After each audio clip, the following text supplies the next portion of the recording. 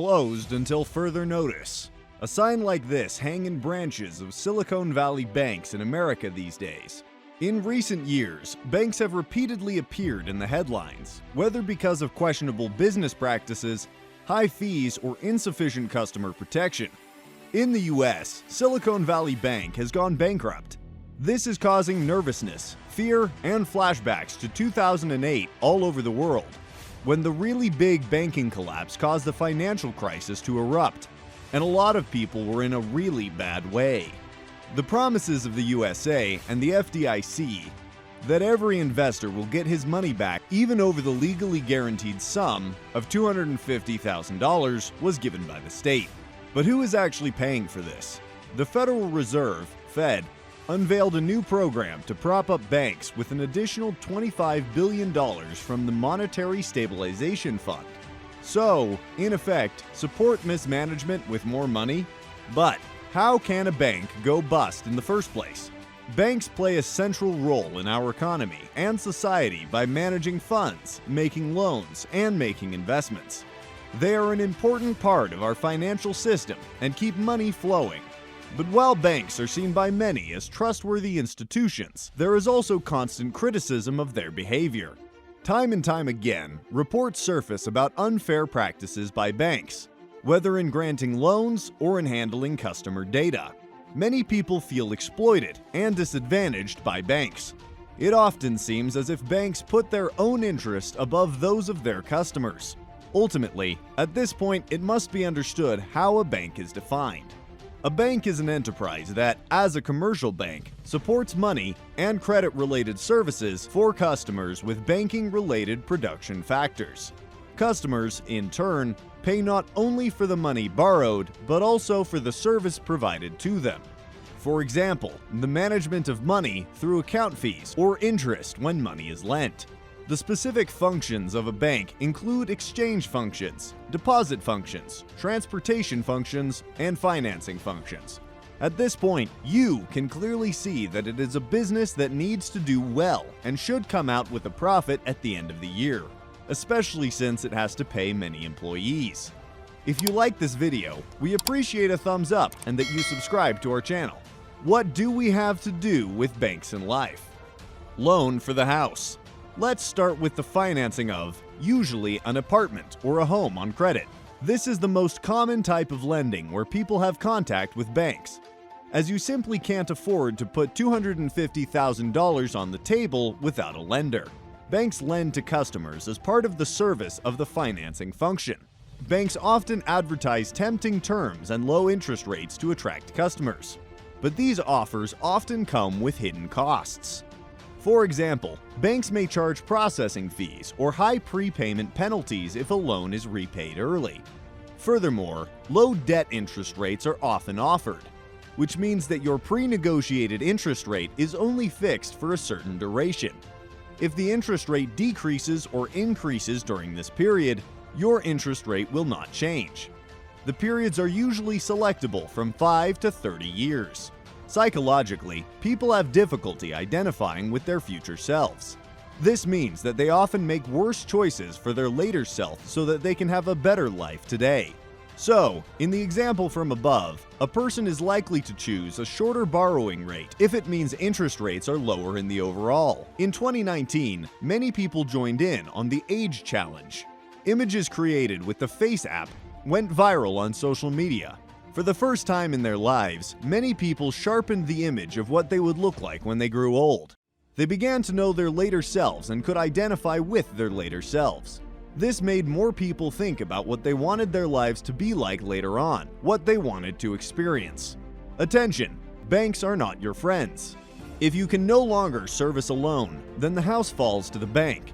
Sometimes, the bank makes a better deal with you if you dutifully pay your loan to the bank for 10 years and you can no longer afford a new loan after the debt interest commitment expires.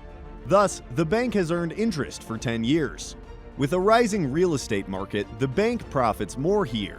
So please be realistic when you get a loan and do not blindly trust a consultant of the bank. He does not advise you, but sells a service to you. Credit cards. Another example is the issue of credit cards.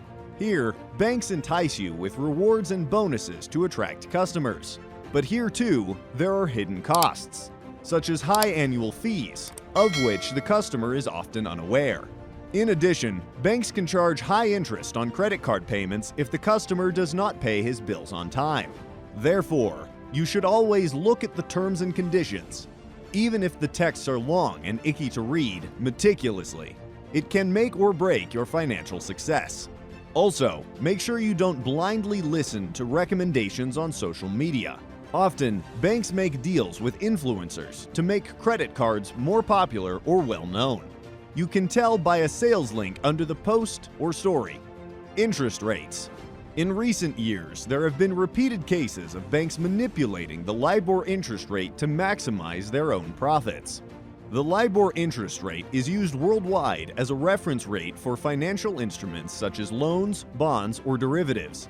LIBOR means London Interbank Offered Rate and refers to the interest rate at which a commercial bank can borrow money from another commercial bank. Therefore, the interest rate is also referred to as the interbank interest rate. The interest rate is determined by all participating banks reporting their interest rates for money market loans to the Thomson Reuters agency every single business day. From this, the 25% of the lowest and highest interest rates are taken out, so that an interest rate is calculated from the middle 50%. So this calculation ultimately decides how much your bank pays to borrow money from another bank, which you then get, and how much money you have to pay so that both the originating bank gets its money back and your bank still earns something. Even with increases in interest rates on overnight accounts or a checking account, a bank may well take its time and only follow suit after a few months. This saves enormous sums and you as a customer lose a lot of money, especially if there is already a high loss of money due to high inflation. These examples show that banks often do not act in the interest of their customers, but are primarily interested in maximizing their own profits. Customers should therefore always inform themselves carefully and examine offers critically before deciding on a product or service from a bank. Tips and tricks that banks use to increase their own profits and charge you financially are as follows. Account maintenance fees. These can vary depending on the bank and type of account, and often don't show up on your account statement until a few months later. Some banks offer seemingly free accounts, but charge fees for transfers or cash withdrawals. There may also be high fees for using ATMs at other banks. Paying abroad. Some banks charge horrendous fees for using ATMs abroad, or when paying with your card abroad. These fees can often be very high, and you end up paying significantly more than you should. Often, banks also differentiate regions. For example, North America, South America, Europe, and Asia. Especially in Europe, this can be mean, because this usually refers to the European Union. Great Britain or Switzerland, for example, are not part of the European Union and can therefore cause enormous costs for you at your bank. Bad exchange rates.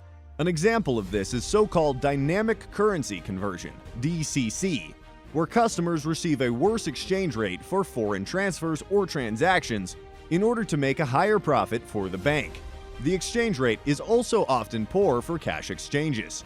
Sometimes, therefore, it is usually worthwhile to withdraw cash locally in one country from another bank, as the fees may be more favorable.